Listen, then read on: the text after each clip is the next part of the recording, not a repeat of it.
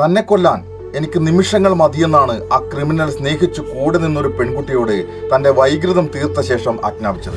ഒന്ന് ഓർത്തു നോക്കൂ, കേരളത്തിൽ ഇവനെ പോലൊരു ക്രിമിനലിന് ഇങ്ങനെ ഒരു പ്രിവിലേജ് ഉണ്ടായത് എങ്ങനെയാണ്?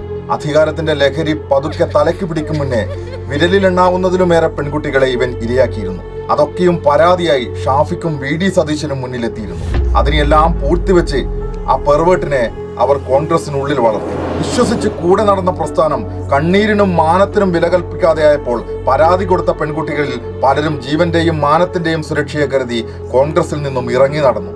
ബാക്കിയുള്ളവർ ഈ പെർവേർട്ടിന്റെ വലയിൽ കുടുങ്ങാതെ സുരക്ഷിതമായ അകലം പാലിച്ച് കോൺഗ്രസിനുള്ളിൽ തന്നെ തുടർന്നു. VD സതീശനിലേക്ക് കോൺഗ്രസിന്റെ അധികാര കൈമാറ്റം നടന്നതോടെ സൈബർ സ്പേസിലും സംഘടനാ സ്പേസിലും ഈ ക്രിമിനൽ സംഘം അഴിഞ്ഞാടാൻ തുടങ്ങി. സൈബർ ഇടങ്ങളിൽ തങ്ങൾക്കെതിരെ സംസാരിക്കുന്നവരെ വെർബൽ റേപ്പ് ചെയ്ത് നിശബ്ദരാക്കി സ്വന്തം വൈകൃതത്തെ അവിടെയും പ്രകടമാക്കിയ രാഹുൽ ഷാഫിയുടെയും VD സതീശന്റെയും ഓമനയായി വളർന്നു. വ്യാജ തിരിച്ചറിയൽ രേഖകളുണ്ടാക്കി ഷാഫിയുടെ പിൻഗാമിയായി അയാൾ യൂത്ത് കോൺഗ്രസ് അധ്യക്ഷ സ്ഥാനത്തേക്ക് അവരോധിക്കപ്പെട്ടു. സംസ്ഥാന രാഷ്ട്രീയത്തിൽ ലഭിച്ച ഈ സ്പേസ് ആ സീരിയൽ റേപ്പിസ്റ്റ് ഒരവസരമായി തന്നെ വിനിയോഗിച്ചു. സ്വന്തം പാർട്ടിയിലെ MP-യുടെ മകളെ, സഹപ്രവർത്തകരെ, മാധ്യമപ്രവർത്തകരെ ആ പെർവേർട്ടിന്റെ കണ്ണുകൾ തിരഞ്ഞുകൊണ്ടിരുന്നു. സഹപ്രവർത്തകയായ വനിതാ ജേർണലിസ്റ്റ് ക്രൂരമായി പീഡിപ്പിക്കപ്പെടുകയും നിർബന്ധിത ഗർഭചിത്രത്തിന് വിധേയയാക്കുകയും ചെയ്തിട്ടും ആ മാധ്യമ സ്ഥാപനമോ തലപ്പത്തുള്ള വനിതാ മാധ്യമ പ്രവർത്തകയോ ഇതുവരെ വായ തുറക്കുന്നത് നിങ്ങൾ കേട്ടിരുന്നു. വഞ്ചിക്കപ്പെട്ട സഹപ്രവർത്തകയ്ക്ക് പരാതി നൽകാനുള്ള മാനസിക പിന്തുണ പോലും നൽകാതെ മാങ്കൂട്ടത്തിനെ അവളെ വൈകാരികമായി കീഴ്പ്പെടുത്താനുള്ള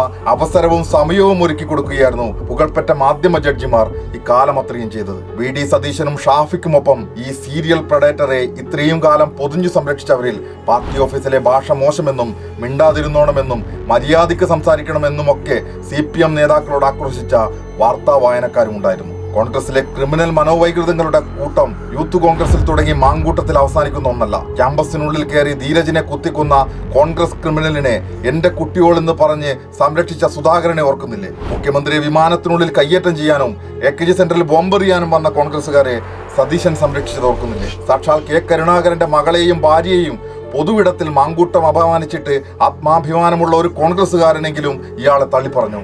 മാധ്യമ ഓഡിറ്റിങ്ങിന് ഇയാൾ വിധേയനായോ? ലീഡറുടെ പത്നി കല്യാണിക്കുട്ടിയമ്മയെ അപമാനിച്ചതിന് പൊതുസമൂഹത്തോട് മാപ്പ് പറഞ്ഞു.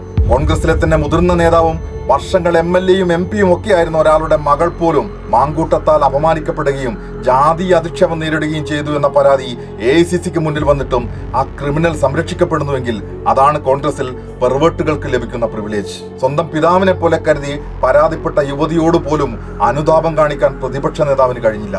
മാങ്കൂട്ടം തന്നെ പറഞ്ഞത് സതീശൻ അയാളുടെ യൂത്ത് കോൺഗ്രസ് അധ്യക്ഷ സ്ഥാനം പോലും ഒഴിയാൻ ആവശ്യപ്പെട്ടില്ല എന്നതാണ്. അതായത് പ്രതിപക്ഷ നേതാവ് സ്വന്തം മകളെ പോലെ കണ്ട് ഇടപെടുമെന്ന് കരുതി പരാതി പറഞ്ഞ സ്ത്രീയെ പോലും ഇക്കൂട്ടർ വഞ്ചിക്കുകയായിരുന്നു.